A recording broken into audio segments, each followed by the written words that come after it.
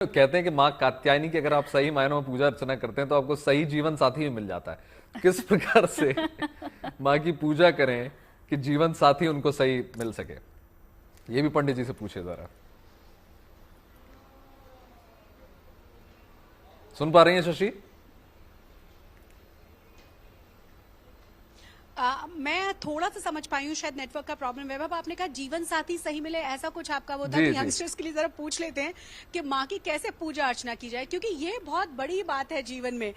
अच्छे जीवन साथी के लिए, चाहे वो लड़कियां हैं चाहे लड़के हैं, क्या खास किस तरीके से माँ की पूजा अर्चना करें? देखिए, भगवान शिव देवादिदेव महादेव हैं और आदि शक्ति माँ भगवती पार्वती जी।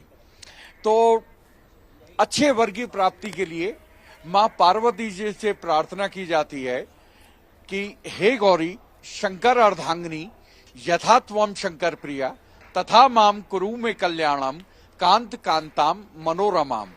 तो ये प्रार्थना की जाती है माँ पार्वती जी से कि माँ, जैसे आप भगवान शिव के पास आनंद प्राप्त कर रही हैं, ऐसी ही कृपा आप मुझ पे करें कि मैं भी अपने स्वामी के पास इस आनंद की प्राप्ति करूं। कुछ आज शाम को गौधूली वेला में स्पेशली कुछ पूजा अर्चना की विधि विधान या कुछ परंपरा है? देखिए बहन, विशेष 4 पूजन किए जाते हैं और वो विशेष ही पूजन होते हैं और उनका चारों पूजनों का अलग अलग विधान है।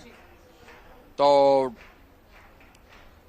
मतलब आम भक्तों के लिए आप कह रहे हैं कि कभी भी कर लीजिए पूजा अर्चना, बस मन से करिए। भगवान का तो नाम किसी भी समय लेना चाहिए। तो ये नवरात्रे बहुत ज्यादा खास क्यों हो जाते हैं? क्योंकि कहा जाता है कि ये 9 दिन बहुत विशेष हैं।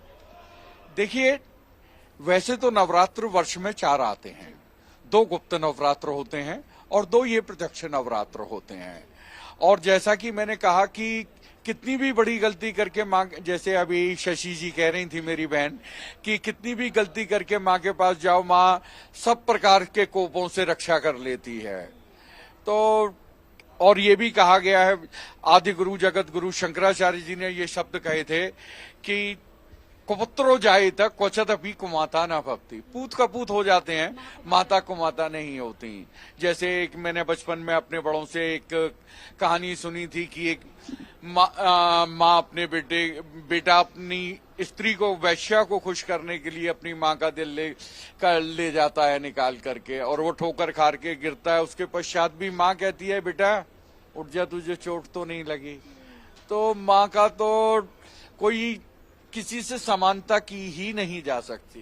तो कुल मिलाकर वैभव और गुंजन, जो कहा जाता है ना, मनसा वाचा कर्मणा, आप तीनों ही रूपों से अगर भगवान को ध्याते हैं, जप करते हैं, चिंतन करते हैं, माँ की आराधना के स्वरूपों की, उनके स्वरूपों की अगर पूजा अर्चना करते हैं, तो आपके सारे कष्ट दूर हो जाते हैं। आज का दिन बहुत ज्यादा खास जाहिर इसलिए तौर पर क्योंकि षष्ठी है, सारे माँ कष्ट दुर्गा दूर हो जाते हैं। मैं मानता हूं कि आप के सच्चे दिल से आराधना करते हैं। शशि, बहुत धन्यवाद तमाम जानकारी देने के लिए।